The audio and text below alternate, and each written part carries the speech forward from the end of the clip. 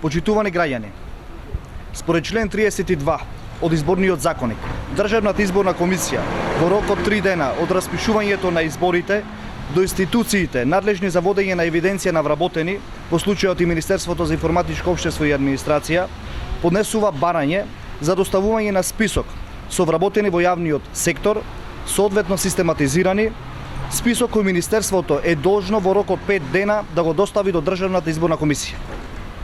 Но во минатото ова законска обврска се извршувала по незаконски принципи. Ова се аргументите за малверзации во списоците со вработени во јавниот сектор, што ова министерство ги доставувало до Државната изборна комисија по претходните 2 изборни циклуса.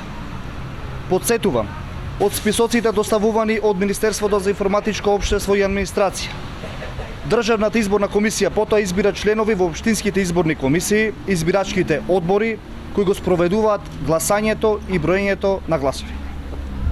За изборите во 2013 и 2014 година, Министерството за информатичко општество и администрација доставило до Државната изборна комисија списоци во кои што не се внесени повеќе 1000 лица.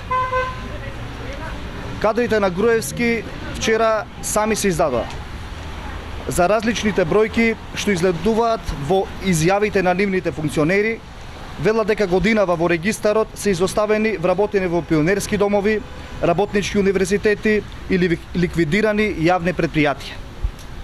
Според изјавите на министерката Арсовска-Томовска, годинава во Македонија има 88 институции помалку од лани, а не даде одговор кога и како истите згасниле.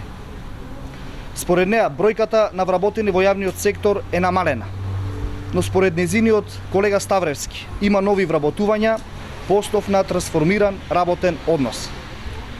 Овој хаос ги засилува сомнежите и тврдењата што и ги соопшти вчера на јавноста дека власта на Груевски за претходните изборни циклуси селектирала кои вработени ќе ги достави до ДИК.